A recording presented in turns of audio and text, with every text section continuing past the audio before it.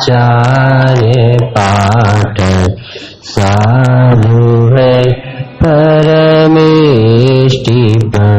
सर्व आत्मा की अवस्थाएं आत्मा ही है शरण। युग सार जी गुरुदेव श्री के प्रवचन 382 पेज है 382। आज आत्मा को पंच परमेष्टि कहा। क्यों कहा और उससे क्या लाभ? तो बताया कि पेज नंबर 382 पर अरहंत सिद्ध आचार्य उपाध्याय और साधु ये पंच परमेष्टि है, परंतु ये भी आत्मा में ही चेष्टा रूप है, शक्ति रूप से आत्मा की अवस्था। इसलिए मेरी आत्मा का ही शरण है। एक तो ये बात सबको समझ में आती है कि जो पांच परमेष्टि है ये निरंतर इनका परमेष्टिपना वितरागपना सम्यक ज्ञान आनंदपना जो बना है इसका आधार शुद्धात्मा है। तो शुद्धात्मा की शरण पांच परमेष्टि लेती तो तुम्हें किसकी शरण लेना चाहिए? सब मोक्ष पहाड़ में आता है कि हम जिनका स्तवन करते हैं वे किसका स्तवन करते, हम जिनका वंदन करते हैं वे किसका वंदन करते, हम जिनकी पूजन करते हैं वे किसकी पूजा करते। तो उत्तर एक ही आता है कि स्वभाव ही शरण है, शुद्धात्मा ही शरण है। ऐसी 104 नंबर की मोक्ष पहाड़ की गाथा और 104 नंबर की युगसार की गाथा। गुरुदेव के श्री कहते हैं कि ये प्राकृतिक मिलन जैसा। अभी लिखा है कि भाई तू बहुत बड़ा है, तू छोटा नहीं। फिर से पांच परमेष्टि हमें सबसे बड़े दिखते हैं जगत में, यानी इनसे बड़ा कोई जीव सुखी नहीं दिखाई देता। जितने जगत के जीव अनंत हैं उनमें सर्वोत्कृष्ट जीव सिद्ध भगवान और सिद्ध होने वाले समस्त चारों ओर परमेष्टि ये सब महापुरुष कहलाते, बहुत बड़े व्यक्तित्व कहलाते, जिनकी सारा जगत पूजा करता है, यानी 100 इंद्र वंदना करते। पर इस गाथा में ये बताना है कि ये पांचों परमेष्टि सतेंद्रों से जो पूजित हैं वे उनकी इतनी समता शांति निराकुलता आनंद का यदि कोई आधार है तो वह शुद्धात्मा है। अब इसके रहस्य गुरुदेव श्री ने जो आज खोले हैं वो अपन को पढ़ना है 383 पेज। भाई तू स्वयं ही अनंत स्वरूप शक्ति रूप विराजमान। सोचना जरा, क्योंकि ये अनंत अवस्था प्रकट हुई तो अनंत अवस्था प्रकट कहां से हुई, इसका कोई बेस होगा कि? सब जीव पांच परमेष्टि का नाम लेते, उनकी जय जयकार बोलते, पूजन करते, उनका अभिनंदन करते, तो ऐसा लगता है कि ये सब धर्मात्मा हो, भगवान ही को मान रहे, सच्चे भगवान को मान वगैरह। इसमें धर्मात्मा बनेगा कुछ भी आधार नहीं है इनके पास। आधार तो ये दिया है जो अमृत चंद्र देव ने समय सार की गाथा एक लिख करके दिया कि सब सिद्धों की वंदना तब सफल होगी जब सब जीव अपने सिद्ध स्वरूप की वंदना करें, क्योंकि इस स्वरूप की वंदना किए बिना सिद्ध भगवान दिख ही नहीं सकते। पता चलता है वहां नहीं, यहां चलता है। जब अनुभव होता है क्षण भर के लिए तो उसमें समस्त मोक्ष तत्व में विराजमान अनंत सिद्ध भगवंतों का परिचय हो जाता है। ऐसा आनंद भोगते एक क्षण भर निज रस पिया उसने और पूरा मोक्ष तत्व का सैंपल मिल जाता है और वो जीव कमर कस के मोह के अभाव के लिए खड़ा हो जाता है। बद्धा कक्षिया वैसे समझ नमो अरंतारम पढ़ लेना बहुत सरल, पर नमो अरंतारम सार्थक करना इस पद्धति से हो कि अरहंत भगवान की जो दशा प्रकट हुई वो अनंत दशा प्रकट करने की सामर्थ्य तो शक्ति रूप से विराजमान थी। अनादि अनंत पर्यायों का प्रवाह क्रम चला रहा, एक एक समय की पर्याय प्रकट। अब वो कहते हैं कि पर्याय का क्रम ध्रुव पड़ा रहता है द्रव्य में। कौन जीव गड़दर होके भगवान बनेगा, कौन जीव केवली होके भगवान बनेगा, सामान्य केवली, कौन तीर्थंकर होके, ये सब द्रव्य नय में 47 नय में आए। आपको ये प्रश्न नहीं उठ सकता कि ऐसा ही इनके साथ क्यों हुआ, क्योंकि इसमें द्रव्य में ऐसी पर्याय के प्रवाह क्रम का नंबर पड़ा, ये पर्याय प्रकट होगी इस जीव कि गड़दर होके भगवान बनेगा। तब ये कह रहे हैं कि 5 परमेष्टि बनेगा ये जीव, तो कहां से बनेगा कि तू स्वयं ही अनंत स्वरूप शक्ति रूप से विराजमान है, यानी प्रत्येक आत्मा में अनंत भगवान बनने की शक्ति त्रैकालिक विराजमान होती। यदि नहीं होती है तो फिर वो प्रकट कहां से होती? अनंत परमेष्टि के कितने गुण होते हैं? 46 होते, यहाँ कहते नहीं होते, 4 होते। क्यों होते 4? क्योंकि यही प्रकट होते, 46 तो छूट जाते। कहवत के 46 गुण गंभीर, ये तो कहने के, क्यों कहने के कि अभी दिख रहे हैं, थोड़ी देर बाद ये गायब हो जाएंगे। न समोषण रहेगा, न सोइंद्र रहेगी, न वज्र में सब नाराज सेनन रहेगा, न परमोदारिक शरीर रहेगा, न दिव्य ध्वनि रहेगी, न ये माहौल रहेगा। फिर क्या रहेगा? जो आत्मा का है वो आत्मा के साथ रहे। आत्मा अनादि अनंत और उसका पवित्र परिणमन भी सादि अनंत, ये तो टिकेगा, और सब संयोग परिणमन सब छूट जाने वाले। तो अनंत स्वरूप शक्ति रूप से विराजमान है, उसका तू ध्यान कर। तो दूसरा परमेष्टि, सिद्ध परमेष्टि स्वरूप विराजमान है, सिद्ध समान सदा पद मेरु, ये वस्तुपने की बात चल रही। और इसमें तुम भ्रम में न पड़ जाओ। तो गुरुदेव ने कहा कि पर्याय में सिद्ध समान हो तो फिर पुरुषार्थ करना क्या? अब ये जीव क्या करता, सुना और ऐसा मान लेता है कि जैसे हम तो सिद्ध हैं। तो वो सिद्ध दशा अलग चीज है, सिद्ध स्वभाव अलग चीज है, और सिद्ध दशा तो प्रकट होती है और पुरुषार्थी के प्रकट होती है। ऐसा प्रापर न समझे तो ये अंतर्मुखी होने का प्रयास नहीं करता, सुनने का प्रयास तो करता है और सुनकर संतुष्ट हो जाता है, ये व्यवहाराभास में चला जाता है। स्वच्छंद हो जाए सुनकर के तो निश्चयाभास, और सुनकर के संतुष्ट हो जाए तो व्यवहाराभास, और सुनकर के अंतर्मुख हो जाए तो सम्यक पुरुषार्थ। तो दूत ही बताई गुरुदेव ने, अंदर में अनंत ज्ञान, अनंत दर्शन, अनंत वीर, अनंत आनंद है, ऐसा विश्वास तो कर, भगवान का नाम तो रोज लेते। आज देखो रक्षाबंधन के समय कितना मंगल उपहार गुरुदेव ने योग सार से निकाला, कितना बहुत बड़ी बात की। तू तो बहुत बड़ा है, क्योंकि इसी का तो ध्यान भगवान कर। आज तो भगवान को भी ध्यान में खड़ा किया कि सिद्ध भगवान क्या किसका ध्यान कर। तो कहीं तुम्हें ध्यान का अर्थ एक ही समझ में आता, आंख मीच के भीतर देख। हमें ध्यान का अर्थ आनंद भोगना दिख रहा, हमें ऐसा लगता है ऐसे ध्यान होता है, ऐसे ध्यान नहीं होता। यहाँ बैठे बैठे तुम्हारा ध्यान घर में चल रहा है, जिससे जिसका जुड़ान है उसका ध्यान उसमें लगा है, दिखता नहीं। तो अनंत और सिद्ध परमेष्टि होने का तरीका, वैज्ञानिक तरीका कौन सा तरीका है कि मैं अनंत हूँ, ये अनंत होने का तरीका है। मैं सिद्ध हूँ, ये सिद्ध होने का तरीका है। ये कभी समझ में आता है? रोज अमोकार मंत्र बोलती हो, कसाय मंद हुई, कामना बिना के बोलती हो तो पुण्य लगता है, और कामना से ख्याति लाभ पूजा दी सेहत यदि उच्चारण हो रहा है तो पढ़ने पर भी पुण्य नहीं लगता। उल्टा तोड़ा में ये लिखा पहले अध्याय में कि उल्टा पाप और लक्ष्य, क्योंकि इसमें विषयाभिलाषा। और तीसरा लिखा इन्होंने आचार्य परमेष्टि का, सबसे नीचे आचार्य का ध्यान। आचार्य जो कुछ शिक्षा दीक्षा देते हैं, हाँ वैभव, आचार्य किसे कहते हैं? देखिए पहली क्लास है, नमोकार मंत्र पढ़ा रहा है, ऐसी पढ़ाई सुनी कभी? इतना पूरा ग्रंथ होने के बाद नमोकार मन जैसा पढ़ा कि पढ़ते तो जिंदगी भर हो गए, तुम्हें आत्मा क्यों नहीं दिखती? आत्मा की तरफ उन्मुख क्यों नहीं होते?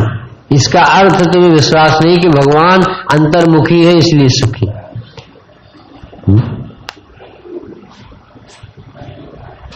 एक कमल दिन में खिलता है, एक कमल रात में खिलता, चंद्रमुखी और सूर्यमुखी, और सूरज गया वो दुखी, और चंद्रमा गया और चंद्रमुखी दुखी, और जो स्वभाव सन्मुख हुआ वो अंतर्मुखी कब दुखी है? और पराश्रय जीव कब सुखी? सोचो, इन पंच परमेष्ठी को देख के कुछ समझो। जब उन्होंने कहा कि आचार्य परमेष्ठी उसे कहते जो शिक्षा दीक्षा देते, ये राग है, ये आचार्य परमेष्ठी का ये गाथा वाला स्वरूप नहीं, ये राग वाला स्वरूप, ये तो छूट जाए। देखो कितना अच्छा लिखा, आचार्य जो कुछ शिक्षा दीक्षा देने में जो विकल्प है, राग है, वह है प्रमाद है, छठवां गुण स्थान, वो आचार्य नहीं है जिसने 104 वाले। आचार्यपना तो अंदर में ज्ञान दर्शन आनंद आदि पंचाचार का निर्मल परिणमन प्रकट होता है, क्योंकि ऐसी सामर्थ्य भरी। ये पुस्तक लेके बैठना सबला, कोई भी नहीं आ सकता, सबको देना है। तो इस तरह आचार्य परमेष्ठी का आचार्यपना याद दिला। इन परमेष्ठी की पर्याय में वह राग नहीं मिलता, समझ में आया?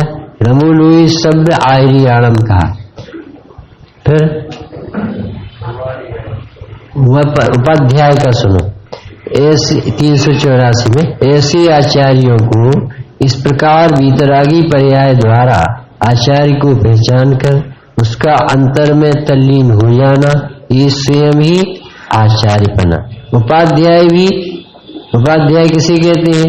जो सबको पढ़ाते हैं और पढ़ते हैं, कि ये उपाध्याय का स्वरूप नहीं, ये तो विकल्प है, ये तो राग है, ये तो अभी छूट जाएगा, ये तो प्रमाद है। पर उपाध्यायपना क्या है? कि ये तो वीतरागी दशा, भगवान द्रव्य वीतरागी, गुण वीतरागी, और दशा प्रकट हुई वो वीतरागी है। ऐसे 3 कसाय के अभाव गुणस्थान प्रमाण जो वीतरागी दशा प्रकट हुई, इसे उपाध्याय पर्याय कहते हैं, और अंदर में ऐसी सामर्थ्य उसे उपाध्याय स्वभाव कहते हैं। और साधु परमेष्ठी के लिए लिखा, उन्हें 28 मूल गुण होते हैं, ये तो राग है, प्रमाद है, विकल्प है। उनकी जो दर्शन ज्ञान चारित्र की वीतरागी परिणति जो है वो है साधुपना। स्वभाव को साधे उसे साधु कहते। अब स्वभाव कैसा होगा? साधने योग होता है। कैसा साधने योग? जो आनंद दे, ऐसा स्वभाव त्रैकालिक होता है। तो मुनिराज निरंतर आनंद भोगते हैं क्योंकि स्वभाव में मगन। ऐसे साधु स्वभाव को साधते हैं, पूर्ण स्वभाव को भी साधते हैं, अन्य राग कुछ रहा नहीं है। ऐसे परमात्म स्वरूप में 5 परमेष्ठी पद अंदर में विराजमान। बताओ, ऐसा कभी सोचा कि पंच परमेष्ठी में हमें 5 परमेष्ठी की अवस्थाएं, और वो भी बाहर दूसरों, ये दिखता है। और ये कह रहे पंच परमेष्ठी को किसकी अवस्था है? आत्मा की। तो कौन दिखना चाहिए था? नहीं दिखता। मिठाई में शक्कर दिख जाती है, सोने की चेन में सोना देख लेते, और पंच परमेष्ठी की अवस्था में आत्मा नहीं दिखती। इसका अर्थ है कि आत्मा अभी पसंद नहीं है। अरहंत सिद्धाचार्य पाठक सब आत्मा की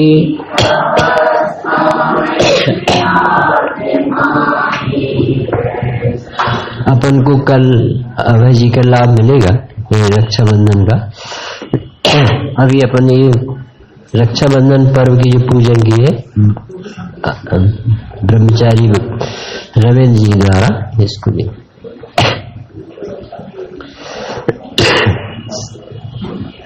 बैठे रहते हैं, लाने की भाव नहीं आती। घूर उपसर्ग जई समता में 226 पेज निकाले ना। रत्नात्रय के साधक है काया से वीन से प्रजोनि सुदातम आरा। अहो अकंपन आदि मुनीस हृदय हमारे वास करो। हो वात्सल्य विष्णु मुनिवर सब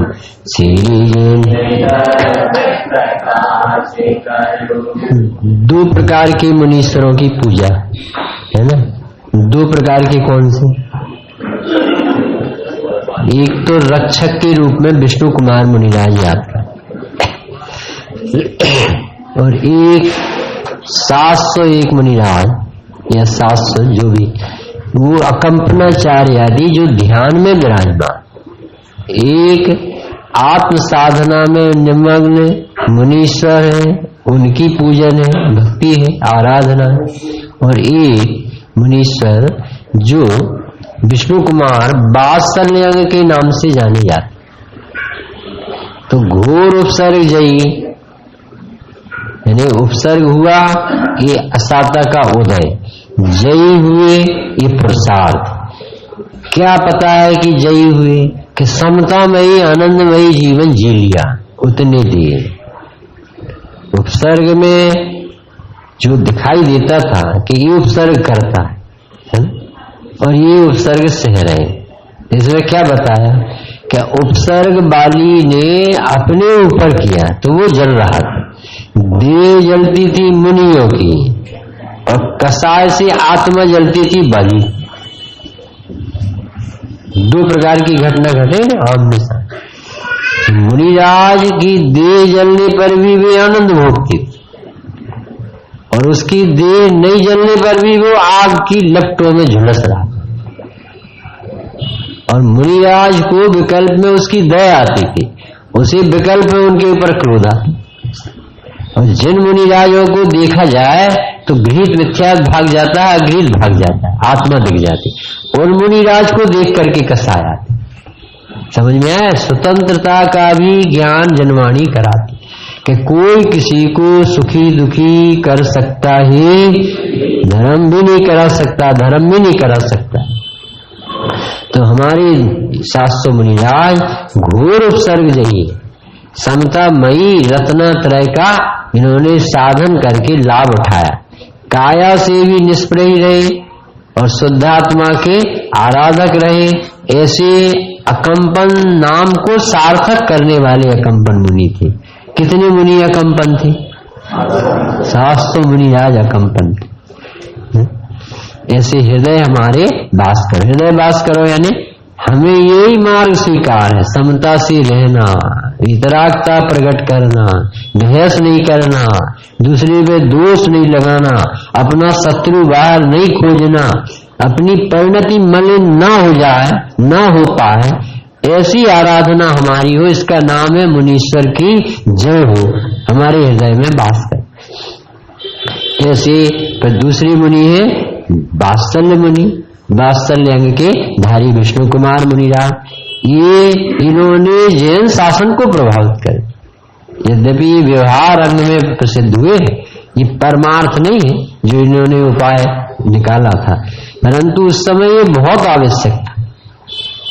जैसे सागर चंद जैसी मुनि कहती हूँ कि इस समय यदि कोई रक्षा कर सकता है तो विष्णु कुमार मुनिराज ही रक्षा कर सकते हैं, क्योंकि वे रिद्धियों की धारा और रिद्धियों के बल से उन्होंने एक सेकंड नहीं लगा, समग्नि हो जाती, सीख भी मिल गई और 4 व्यक्ति जैनी भी बन गए। बहुत बड़ा पर्व है। हो वात्सल्य विष्णु मुनिवर्षम श्री जैन धर्म प्रकाश कर। तो ये 8 बार 2 लाइनें बोली जाती।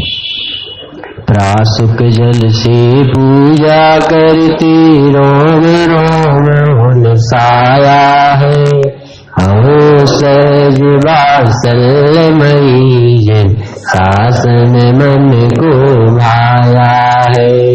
हुए अकंपित श्री अकंपन आदि मुनि सर आत्म में, किया दूर उपसर्ग विष्णु प्रीत धरी सुधातम में। देख प्रभाव शांत भावों का बलियादिक भी विनते हुए, करे अर्चना हम चरण से मुक्ति मार्ग के। एक तो अकंपना, चार अकंप रहे आत्मा के बल से, क्योंकि आत्मा ही अकंप है तो उसकी आराधना करने वाला जीव भी ऐसे अकंप हो जाता है, यानी दृढ़ता से आनंद को भोगता है, चलायमान नहीं होता। और उनकी ऐसी शांत जिंदगी देख करके, जीवन शैली देख करके चारों मंत्री भी जैनी बन गए। बहुत बड़ी विजय है। हमारे मुनिराजों की समता हृदय बदल दी थी, किसी को कुछ करती धरती नहीं है, वो भी जीवित धन्य हो जाते हैं जो इनको देखते। अब निकाले जयमाला। रक्षाबंधन पर्व दिन याद करे मुनिरा, गावे जयमाला सुखद सफल हो सबका। रक्षा और बंधन, रक्षा भी हुई और बंधन भी हुआ। पहले तो ये शर्त समझना सिर्फ, रक्षा हुई मनुष्यों की, बंधन में पड़े बलि आदिक। तत्काल यक्ष ने उन्हें बांध दिया, फिर बाद में वहां पिटाई पड़ी, दुनिया ने गाली दी, नीच दिखा। तो रक्षा के कारण से भी इसका नाम रक्षा और बंधन के कारण से भी इसका नाम बंधन। तो रक्षा बंधन पर्व है, ये नैमित्तिक घटना है, इसलिए इसे पर्व दिया। हमारे रविंद्र जी कहते ये नित्य का पर्व है रक्षाबंधन, निरंतर मनाने लायक है, क्योंकि नित्य ही अपनी विकारी भाव से आत्मरक्षा करना, ये रक्षाबंधन पर्व कम नहीं मनाना चाहिए।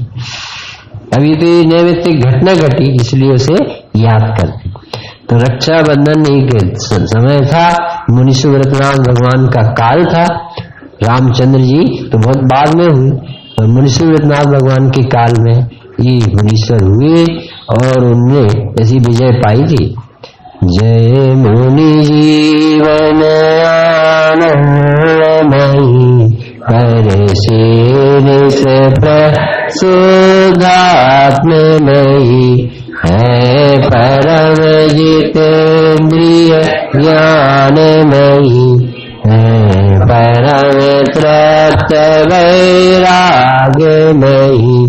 आरंभ परिग्रह की त्यागी, शिव सुख में ही अनुरागी, विषयों की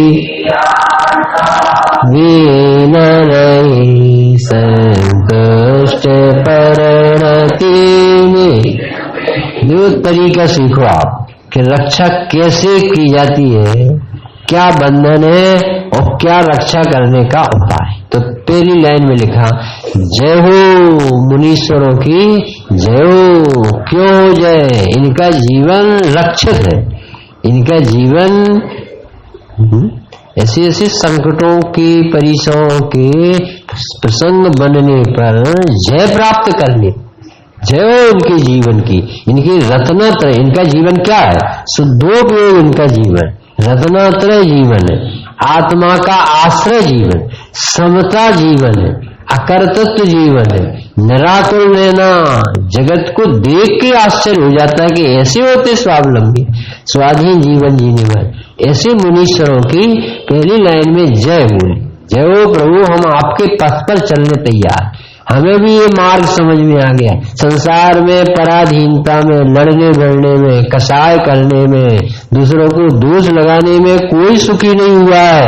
आप सुखी हो क्योंकि आपने स्वाधीनता सीखी, स्वाधीन जीवन भोगा है, इसलिए आपकी हमारा हृदय जय बोलता। ऐसा मार्ग है। 3 कम 9 करोड़ मुनिराजों का वंदना है इस लाइन में। जय मुनि जीवन आनंदमयी। बताओ मुनि राजों का जीवन कैसा होता? सुखोपयोगमयी होता। दुविधि संग बिन उपयोगी। मुनि उत्तम ज्ञान ध्यान तपो रखता। तपस्वी सा प्रशस्ते। तपस्वी नाम है, सदोपयोगी नाम है, समताधारी नाम है, रत्नत्रय धारी नाम है। रतन है, ये विश्व की रतन है। इनसे धरती की शोभा ये जहां है। जे मुनि चरण जहां धरे। जग में तीर्थ वही तीर्थ बन जाता है जहां मुनीश्वर पहुंच जाते हैं, मेला लग जाता है। तो जीवन आनंदमयी है। अब आनंदमयी कैसे समझ में आए मोही? क्योंकि इसे तो आनंद विषयों में दिखाई देता है। क्योंकि वे पर से निष्प्रही है। आनंद का बेस बताएं। क्योंकि ये जीव क्यों सुखी है? क्योंकि इन्हें विषयों की आशा नहीं, जिनकी विषयों का नाम नहीं चित्त में आता। साम भाव धन रखते निज पर की साधन में जो निजन तत्पर, तो निष्प्रही है इसलिए सुखी है। अपन दुखी क्यों? क्योंकि कोई आशा लगा के बैठा। सुखी क्यों? क्योंकि इसने आशा लगाना छोड़ दी। तो किसके बल से हुई? शुद्धात्मा। ऐसा नहीं कह देते कि निष्प्रही तुम बन जाओगे और बन जाओ, जैसे बिना वेश की बिना सिर पैर की बात है। नहीं, जैन दर्शन बहुत वैज्ञानिक है, लॉजिकल। तो जयवंत वर्ते आनंदमयी मुनीश्वर, निष्प्रही होने से आनंदमयी है और शुद्धात्मा के बल से निष्प्रही और आनंदमयी। दूसरी लाइन, परम जितेन्द्रिय ज्ञानमयी है, परम तृप्त वैराग्य है। परम इंद्रिय, सारा जगत इंद्रियों का दास। जैसी इच्छाएं बोलती है उन इंद्रियों का अवलंबन लेके वैसे बहिर्मुख होकर के दुखी होता है, कर्म मानता है। और हमारी मुनीश्वर 28 मूल गुणों में 5 इंद्रिय विजेता नाम का गुण, 5 महाव्रत की धारी, 5 इंद्रिय विजय, 5 समितियां, 6 आवश्यक, 7 विशिष्ट गुण। दुनिया देख के आश्चर्य में पड़ती। तो परम जितेंद्रिय, देखो इंद्रियों को जीतना तो कसाय से भी होता। लड़ाई हो गई और नहीं खा रहा है, अज्ञानता में इंद्रियों की जीत करती। ये परम जितेंद्रिय, परम जितेंद्रिय यानी किसी के बल से इन्होंने इंद्रियों को जीता। वो कौन सा बल है कि आत्मा में इंद्रियां नहीं होती, इंद्रियों से ज्ञान और सुख नहीं होता है। ज्ञान और सुख का धनी तो आत्मा है, ज्ञानानंद स्वभावी। ऐसे परम अतीन्द्रिय आत्मा के बल से जितेंद्रिय हुई। इन्होंने 31 गाथा पचा ली। जो इंद्रिय जड़ता लाड़ साहब आधियम मुड़द यादम तम खलु जिदिंद्रियम ते भड़ंती जेड़दा साहु कर इंद्रिय जय ज्ञान स्वभाव रू अधिक जाने आत्म को। ऐसे इंद्रियों के भी देखो अपन को आज हमें 14 है तो हमारी नहीं खाएंगे, ये कसाय की बंधता, ये जितेंद्रिय बना नहीं। तो ये भुंटा है तो क्या करे, कल खा लेंगे। समझ गए कि तुम जितेंद्रिय नहीं हो। तो जो खूबा वोटा है मिठाई बनाई उसका क्या करे, क्या आज हमारी शक्कर का त्याग है, सवेरे से तैयार। ऐसी जितेंद्रिय होने के तरीके नहीं। अतीन्द्रिय के बल से जितेंद्रिय, ज्ञायक के बल से नालायक इंद्रियों से बच गए। वैरमुक्ता छूट गई, स्वभाव सन्मुक्ता। स्वाधीन पने ने पराधीन पने से बचा लिया। बहुत बड़ी हस्ती का नाम है मुनि। साधु हुआ तो सिद्ध हुआ। एक बार आत्मा रस का रस चखने में आ जाए ना जी, तो ऐसी गीदी गाय गिलौने खा, बार बार महुआ तर जाए। जहां रस आता है परिणति वहां बार बार जाए। तो ये परम जितेंद्रिय है। ये ऐसी नहीं है कि आज नमक नहीं है इसलिए हमने रोना खा लिया। ये सारी प्रचुर सामग्री सामने पड़ी है, चक्रवर्ती हाथ जोड़े खड़ा, चक्री चरणन सिर नावे और फिर भी मान नहीं आता मनीषा। धन्य प्रभु आपकी इस विजय को, ये बहुत बड़ी विजय है। परम जितेंद्रिय ज्ञानमयी है परम तृप्त वैराग। अब देखो वैराग्य तो आता है जीव को, परंतु तृप्ति नहीं आती। इससे पता चलता है पीड़ा वैराग रुधी हुई कसाय है, क्योंकि ज्ञान वैराग की संधि होती है। जहाँ आत्मज्ञान होता है वहां पर का रस मर जाता है, उसी जैन शासन वैराग के। जहाँ जगत में नीरसता दिखने लगती है, इतना बड़ा विश्व मेरे किसी काम का नहीं, ऐसे तत्वाभ्यासी जीव को चित्त विरक्त होता है। विरक्ति आए बिना तत्व ज्ञान नहीं होगा, और तत्व ज्ञान आए बिना वैराग्य सार्थक नहीं होगा। वैरागी हृदय को तत्व ज्ञान होता है, और तत्व ज्ञानी का वैराग्य सार्थक होता है। श्री के वचनामृत ज्ञान वैराग की संधि है, जोड़ा है। अकेला ज्ञान होगा तो शुष्क होगा, अकेला वैराग होगा तो हृदय कसाय होगा। जहाँ ज्ञान होगा वहाँ वैराग होगा, जहाँ वैराग होगा वहाँ ज्ञान होगा। जैसे तृप्त है, संतुष्ट है, वैरागमयी है। अब बाहर से देखो, आरंभ परिग्रह की त्यागी शिव सुख में धीवे अनुरागी विषयों की आशा भी न रही संतुष्ट परिणति निज में। इसमें सदा रतिवंत बन, इसमें सदा संतुष्ट हो, इसमें ही हो तू तृप्त उत्तम शौक हो स्थित जी। आरंभ परिग्रह के त्यागी। अब देखना आरंभ और परिग्रह ये जीव ग्रस्त के पाया जाता है, परंतु क्यों पाया जाता है? जिसकी रुचि भी बदल गई उसके भी आरंभ पाया। आत्मा की रुचि हो गई फिर भी आरंभ नहीं छूटता। आरंभ त्यागी 8वीं प्रतिमा हो, अभ्यास करते करते वहां पहुंचता। अब वो कहते हैं कि इनको आरंभ परिग्रह क्यों नहीं है, क्योंकि इन्हें उसकी जरूरत नहीं। क्यों जरूरत नहीं है? कि जिस सुख के लिए इनकी जरूरत होती थी वो सुख बरसता है, तब 12 सा फूटता है मुनिराज। मुनिराज का जीवन मुनिराज होके पकड़ में आए। ज्ञान माही मुनि रूप निहारो, अपने ज्ञान में बैठ के देखोगे कि मुनिराज कैसा आनंद भोगती।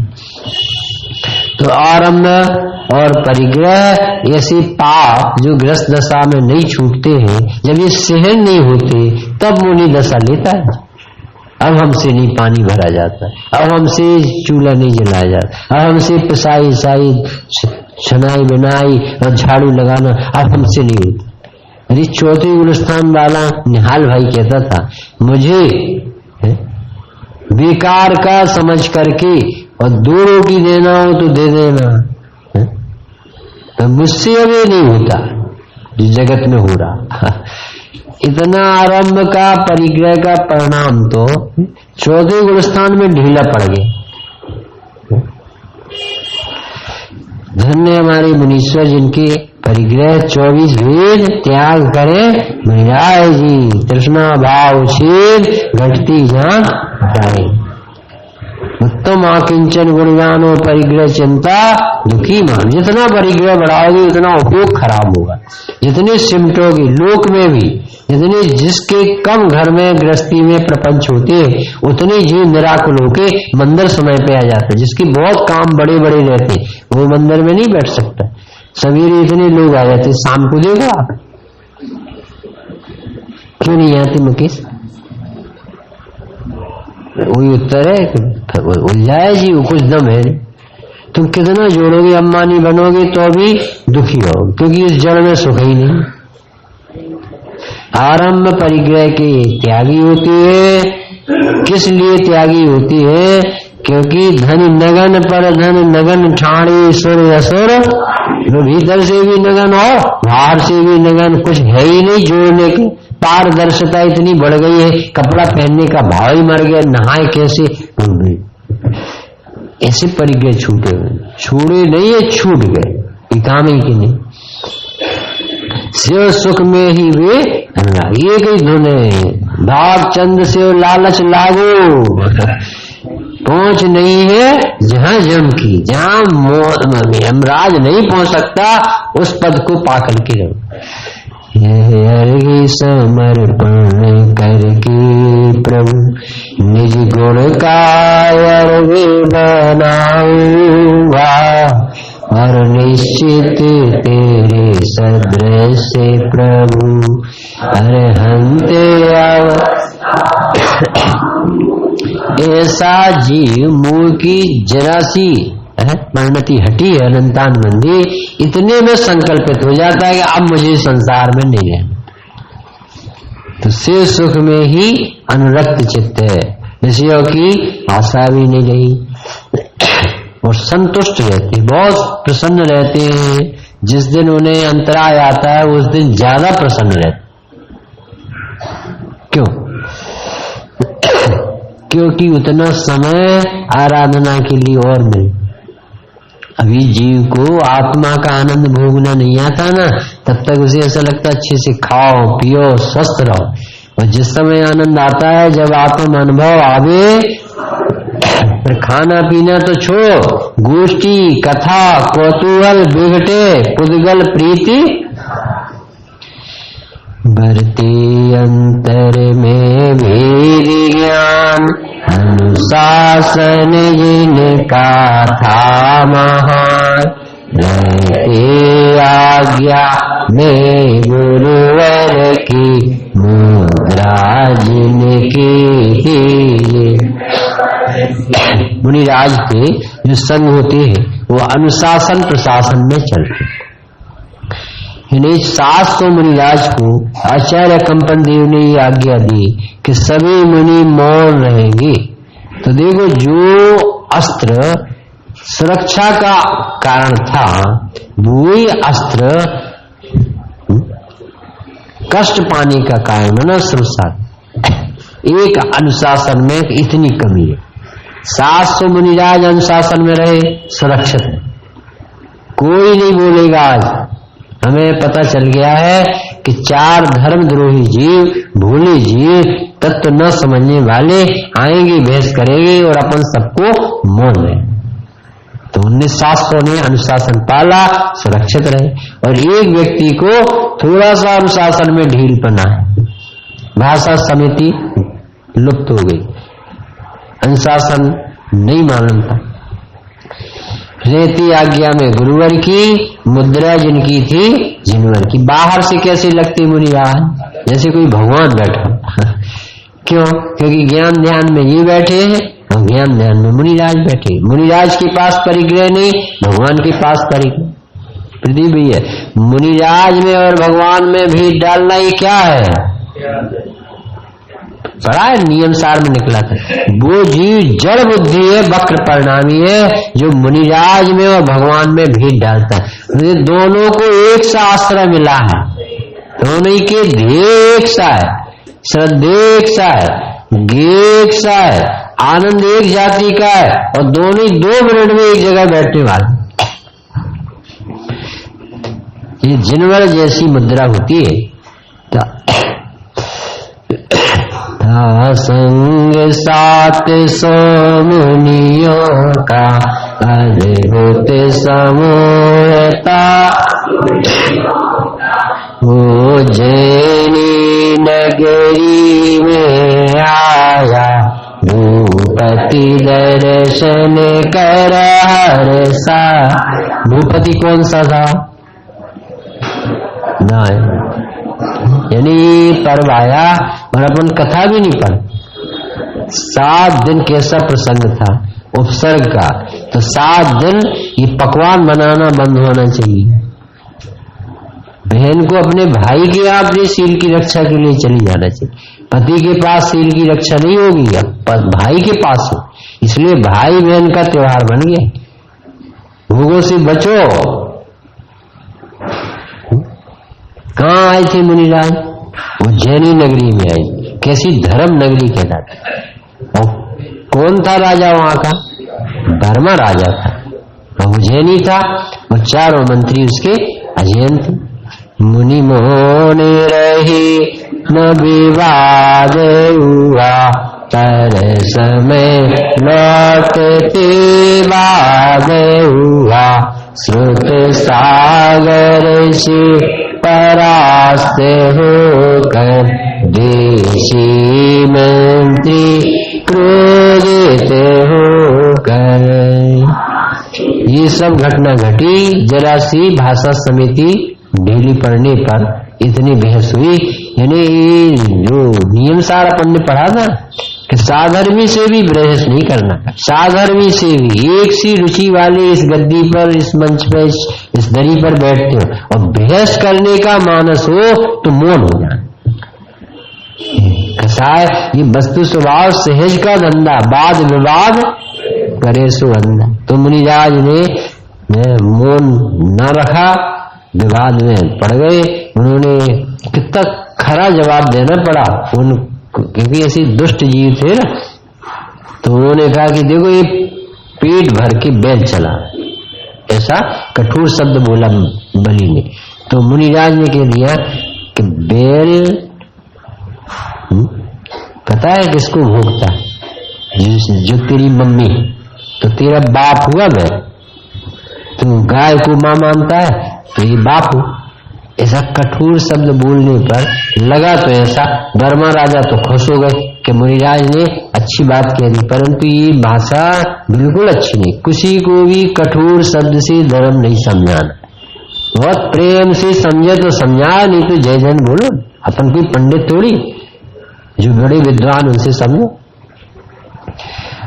रात्रि में आई बद करने पर कीना कीलित दीवाने, यह देखन पति दिया दंड निर्वासित।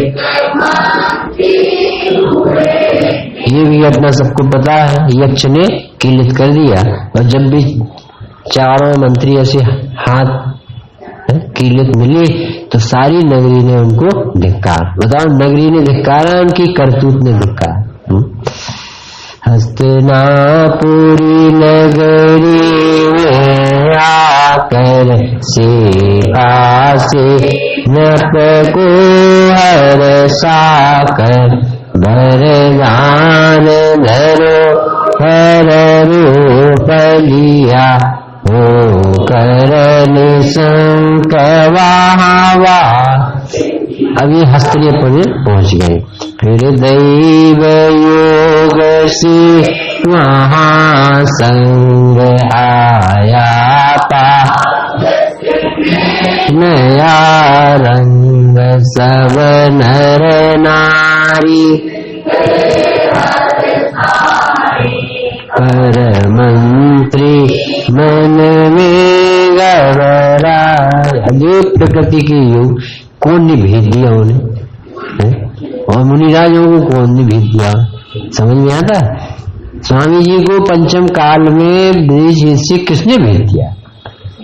कल्पना भर करो आप कि कोई भेजने वाला है नहीं, राग की कोई सुनाई नहीं, पर ऑटोमेटिक ऐसा संबंध है निमित्त नैमित्तिक उपादान और निमित्त का कि जहां उपादान परिणमित होने हो वहां उस जाति का निमित्त प्राकृतिक होगा ही होगा।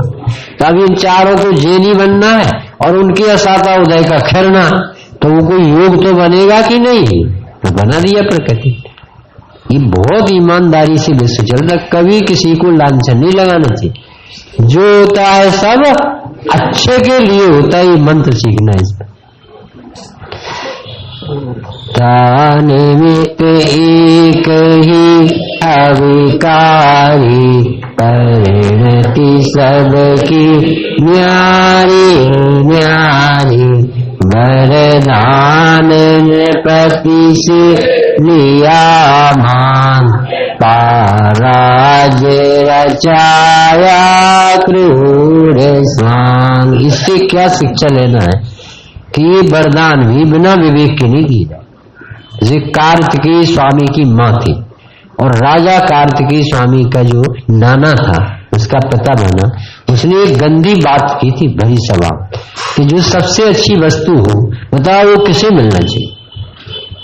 तो सब लोग ऐसे भूले रहते ना, बिना विवेक के बोले राजा हर्ष का अधिकार। परंतु एक जैनी व्यक्ति था और जैन मुनि थे, उनने कहा कि कन्या को छोड़कर, तो वो उनसे नाराज हो गए और जबरदस्ती उसने अपनी लड़की को अपनी पत्नी बना लिया और वो कार्तिकेय की दीक्षा का प्रसंग बना। ऐसा दुष्ट काल है इस समय, यानी परिणाम वाले। तो ये वरदान तो दे दिया इन्हें, और फिर राजा उस वरदान से अपने आप को मुनिराज, इससे बड़े जगत में और कोई नहीं। वाणी में दम कितनी, झूठ भी बोलना पड़े तो धर्म में संकट ना आ पाए, वो झूठ भी स्वागत करने लाए। बड़े हरिश्चंद्र नहीं बन जाओ कि अपन तो सत्य बोलती भैया, धर्म में हमें ज्यादा। अरे अंजना ने मौन रखा, उसमें देखो 22 साल उसकी क्या दुर्दशा। उसके पति की निंदा हो रही थी और दूसरों की तारीफ वो सुनती रही। सती थी, आत्मज्ञानी थी, बोली नहीं बोलने का फल। मुनि संग समीप ही यज्ञ किया, अग्नि प्रज्वलित कर कष्ट दिया। मुनिवर समता धरनी ने हुई, न प्यार प्रजाजन खेने। सबको अपने अपने हिसाब से परिणमन हो रहा था।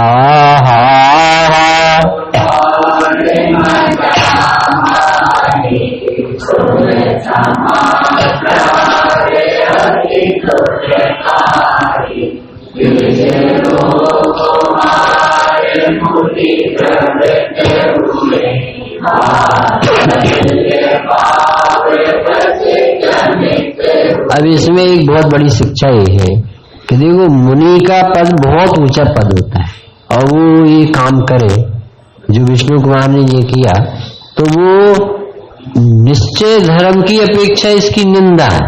काहे कि ऊंचे पद को छोड़ने की निंदा है, ये अच्छा काम नहीं। और ये जो काम किया, ये बात संलग्न में यही किया जाता। तो व्यवहार ढंग से देखें तो उन्होंने बहुत बड़ा काम किया जो करने योग्य था उस समय। दो बातें, यदि आप मुनि धर्म की तरफ से देखते हो तो सुदोग योग और रत्नात्रय को छोड़ना अच्छी बात नहीं है। अच्छी बात होती तो प्रायश्चित क्यों दी, मुनि पद क्यों छूटा, इसलिए अच्छा नहीं। और अच्छा नहीं होता तो आज ये पर्व क्यों मनाया जाता। बहुत बड़ा काम हो, एक भी मुनिराज की रक्षा हो, कितनी बड़ी बात है। 700 मुनिराज की रक्षा। बामन बन कर बलि दे गया, ढगतीन भूमि हर साए। क्रिया बना तन फैलाया, बलि देखे रूपता चक। ये तोड़वल जी ने अरंत की परिभाषा में लिखी। पहले भगवान होते थे, रिद्धिदारी मुनिराज होते थे, तो इन चमत्कारों से भी जीव प्रभावित होता है। संवत्सरण लगा है बिना बेस का अधर, तो ये जीव कहते थे ऐसा कौन व्यक्ति होगा जिसमें ये चमत्कार हो। तो बहुत से लोग तो ऐसे जैनी हो जाते। अब मुनिराज होते थे रिद्धिदारी, तो उनसे धर्म में लगता। तो चरणों में मस्तक नमा दिया, सुअंगीकार किया। उपसर्ग सहज ही दूर हुआ, घर घर वे मंगलाचार। कितने घर थे हस्तिनापुर में उस समय? 1400 घर थे जैनियों और 1400 चौके लगे। और कितने घर में मुनिराज गए होंगे? 700 मुनिराज। मुनियों को सोद आहार दिया, बासल घर में था सिखा दिया।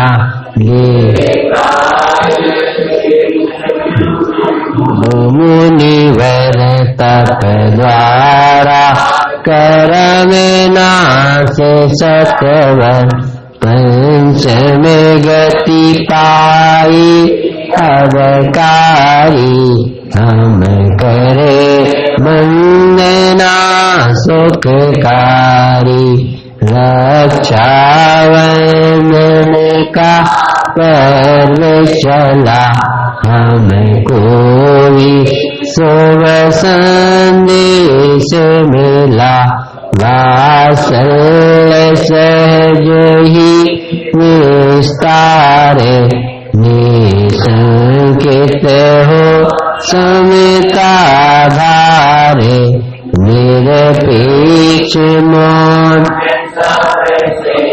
होतम निर्ग्रंथ मार्ग ही लोकोत्तम तन मन धन सब अर्पण करके युक्ति से विनय विशोधि से जिन धर्म प्रभाव बढ़ावेंगे निज सुन